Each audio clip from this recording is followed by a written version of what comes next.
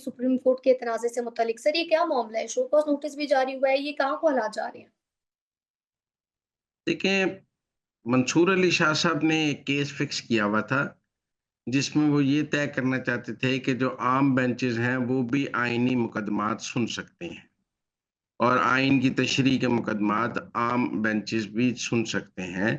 इस law point पे उन्होंने एक केस फिक्स किया हुआ था और वो ये डिसाइड करना चाह रहे थे कि जो सुप्रीम कोर्ट के बाकी आम बेंचेस हैं, वो भी आईनी मुकदमात सुन सकते हैं।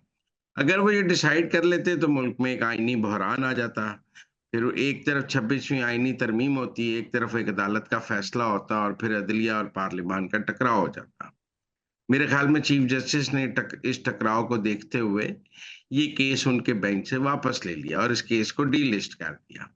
मंसूर अली शाह साहब का चूंकि इस केस में ज़ाती दिलचस्पी है और वो इससे पहले भी 2 दफ़ा 26वीं आईनी तरमीम के को ख़त्म करने का बेंच बनाने की बात कर चुके हैं और वो समझते हैं कि अगर 26वीं आईनी तरमीम ख़त्म हो जाए, तो वो मुल्क के चीफ जस्टिस बन जाएँगे, उनका ज़ाती इंटरेस्ट है। इसलिए जिस केस में जज का ज़ाती इंटरेस्ट हो, उस केस को जज को बतौर जज तो नहीं सुनना चाहिए। उस केस में वो फ़रीक हो सकता है, वो मुद्दई हो सकता है, लेकिन वो जज नहीं हो सकता। मैं समझता हूँ 26वीं आईनी तरमीम के हवाले से कोई भी मुकदमा नहीं सुनना चाहिए मंसूर अली शाह को क्योंकि वो तो खुद चीफ जस्टिस बनना चाहते हैं ना, उनका बायस्ड ओपिनियन है 26वीं आईनी तरमीम के बारे में। बहरहाल उन्होंने एडिशनल रजिस्ट्रार को बुलाया, एडिशनल रजिस्ट्रार ने बताया कि जजेस कमेटी ने ये केस आपसे डीलिस्ट कर दिया है, उन्होंने उस पर उसको तौहीन अदालत का नोटिस दे दिया। दूसरी तरफ आईनी बेंच ने 26वीं आईनी तरमीम के हवाले से मुकदमात 27 जनवरी को लगा लिए हैं। अब ये एक तनाज़ा है। मंसूर जी। अली शाह साहब ये चाहते हैं कि आईनी बेंच और सुप्रीम कोर्ट के बाकी बेंचेस में तफरीक खत्म हो जाए और आईनी बेंच की हैसियत ही खत्म कर दी जाए और कहा जाए कि हर बेंच जो होगा वो आईनी बेंच होगा और उसके सामने अगर कोई आईनी मुकदमा आएगा तो वो सुन सकेगा। 26वीं आईनी तरमीम ये बात नहीं कहती, वो कहती है कि अगर आइन से रिलेटेड कोई मुकदमा होगा तो वो आईनी बेंच ही सुनेगा। अब मंसूर अली शाह साहब तो आईनी बेंच में है नहीं, उनको जुडिशल कमीशन ने आईनी बेंच में डाला नहीं है। वो समझते हैं कि उनसे ज़्यादा आइन किसी को आता नहीं है और वो आईनी बेंच से बाहर हैं, तो लिहाज़ा आइन बड़े खतरे में है। इसको भी 26वीं आईनी तरमीम मंजूर नहीं है। दरअसल उसको आईने पाकिस्तान मंजूर नहीं है क्योंकि 26वीं आईनी तरमीम तो अब आईने पाकिस्तान का हिस्सा है और आप ये तो नहीं कह सकते मुझे आइन मंजूर है पर उसके अंदर जो 26वीं तरमीम है वो मंजूर नहीं है। या आपको जी। आइन मंजूर है या आपको आइन मंजूर नहीं है और वो आइन का एक इंटेग्रल पार्ट है। बहरहाल मंसूर अली शाह साहब ने आज सुप्रीम कोर्ट में दोबारा एक इख्तलाफ और तफरीक पैदा करने की कोशिश की है। जस्टिस आयशा उनके साथ थीं।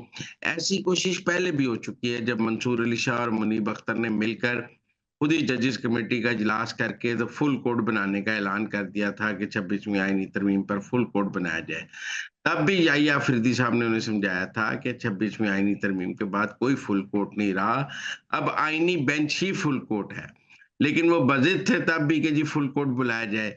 अब भी वो बज़िद हैं कि अगर फुल कोर्ट ना हो तो उनका 3 रुकनी बेंच ही जो 26वीं आईनी तरमीम है उसको ख़त्म कर दे। बहरहाल ये जजेस की ये जो सियासी सहूलतकारी है एक सियासी जमात की या 26वीं आईनी तरमीम के खिलाफ, अगर फर्ज कर लें कुछ जजेस पाकिस्तान के वो 26वीं आईनी तरमीम के खिलाफ हैं और वो समझते हैं ये ठीक तरमीम नहीं है, तो क्या अब उन जजेस को जुडिशियल फैसले के जरिए 26वीं आईनी तरमीम खत्म करने का इख्तियार है? नहीं है। नहीं। आईनी तरमीम बनाने का इख्तियार, आईनी तरमीम हटाने का इख्तियार पार्लिमान के पास है। मैं तो ज़ाती तौर पे इस बात के भी सख्त खिलाफ हूँ कि जब पार्लिमान कोई आईनी तरमीम पास कर लेती है, तो जुडिशरी उसका जायज़ा लेना क्यों शुरू कर देती है? जब जुडिशरी उसका जायज़ा लेती है, तो जुडिशरी दरअसल अपनी हदूद से तजावुज़ करती है और वो पार्लिमान के ऊपर एक हेड मॉनिटर बनने की कोशिश करती है, जो कि आइन ने उसको ये किरदार अदा नहीं दिया। आइन ने कहा है कि जो कानून और आइन पार बनाएगी, अदलिया उसके मुताबिक काम करेगी। अदलिया ना अपना कोई कानून बना सकती है, ना अपना कोई आइन बना सकती है। अदलिया ना आईनी तरमीम कर सकती है, ना कोई नया कानून बना सकती है। हमने देखा है माज़ी में, कि पाकिस्तान की अदलिया ने रीराइटिंग ऑफ द कॉन्स्टिट्यूशन भी किया है और इनके मुंह को खून लग गया है कि ये समझते हैं कि ये अपने जुडिशियल फैसलों से आइन भी बना लेंगे और कानून भी बना लेंगे।